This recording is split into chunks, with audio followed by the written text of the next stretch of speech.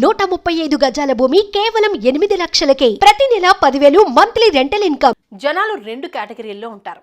జాతకాలు నమ్మేవారు, అవే జాతకాలను నమ్మనివారు.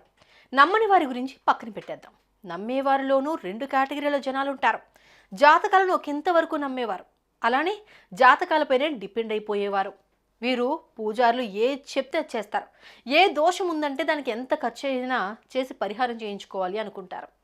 అలాంటి వారినే క్యాష్ చేసుకుంటున్నారు కొందరు ఫేక్ పూజారులు. ఉన్నవి లేనివి చెప్పి బకరాలను చేస్తున్నారు. అలా ఓ అమ్మాయికి దోషం ఉందంటూ ఆమెతో నగ్న పూజలు చేయించాడు నకిలీ పూజారి. ఆ తర్వాత మితిమీరిపోయాడు, జైలు పాలయ్యాడు.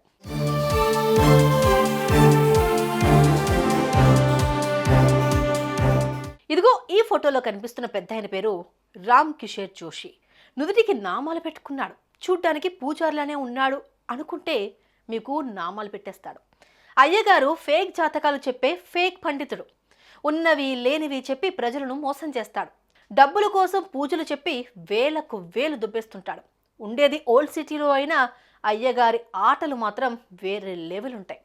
అమ్మాయి కనిపించిందంటే నగ్న పూజలు అంటూ కామవాంఛలు తీర్చుకుంటున్నాడు.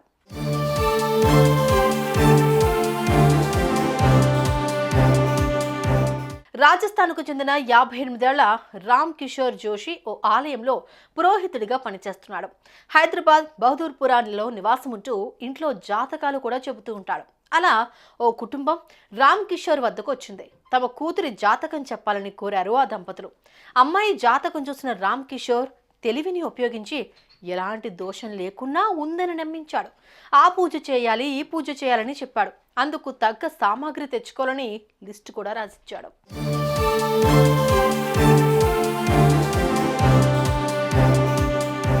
ఇక అన్ని తీసుకుని పండితుడి ఇంటికి బిడ్డతో వెళ్లారు ఆ దంపతులు. ఏం అర్థం కాని మంత్రాలు ఓ అరగంట సేపు చదివాడు. కొద్దిసేపటి తర్వాత అక్కడే ఉన్న యువతి తల్లిదండ్రులను బయటకు వెళ్లాలని కోరాడు. ఎందుకు అని ప్రశ్నించగా, ఇప్పటి నుంచి పూజను అమ్మాయి ఒంటరిగా చేయాలి, రక్త సంబంధీకులు ఎవరూ కూడా ఉండకూడదు అనేసరికి దంపతులిద్దరూ బయట కూర్చున్నారు. ఇంతలోనే రామ్ కిషోర్ అసలు రూపాన్ని బయటపెట్టాడు. యువతిని ఒంటిపై బట్టలు తొలగించాలని కోరాడు. అందుకు యువతి అంగీకరించలేదు. అయినా సరే ఆమెను ఒత్తిడికి గురి చేశాడు. బట్టలు విప్పితేనే పూజా ఫలితం దక్కుతుంది అని చెప్పాడు. నిజమే అని నమ్మిన యువతి బట్టలు విప్పింది. దీంతో కామ పిశాచి అయిన పూజారి కాస్త ఆమెను అసభ్యకరంగా తాకడం మొదలుపెట్టాడు. ఎందుకిలా చేస్తున్నారని ప్రశ్నించగా పూజలో ఓ భాగమని చెప్పాడు. ఇబ్బందికరంగా సరే అన్నప్పటికీ పూజారి మరింత దిగజారాడు. అత్యాచారానికి పాల్పడ్డాడు. దీంతో యువతి కేకలు వేసింది. బయటున్న ఆమె తల్లిదండ్రులు డోర్లు తీసుకుని లోపలికి వెళ్ళగా బిడ్డ నగ్నంగా ఉంది. దీంతో షాక్ అయిన వారు యువతికి బట్టలు తొడిగించి ఆపై పోలీసులకు ఫిర్యాదు చేశారు.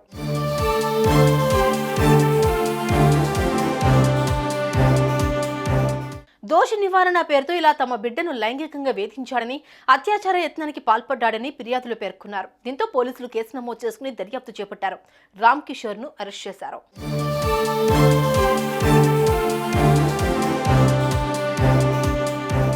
జాతకాలు నమ్మడం తప్పేం కాదు, ఎవరి నమ్మకాలు వారివి. కానీ ఇలాంటి కేటుగాళ్ళు కూడా ఉంటారు. జాగ్రత్త పడండి.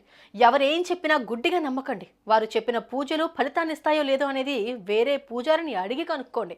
కానీ ఇలాంటి నకిలీగాల చేతికి మాత్రం చిక్కకండి.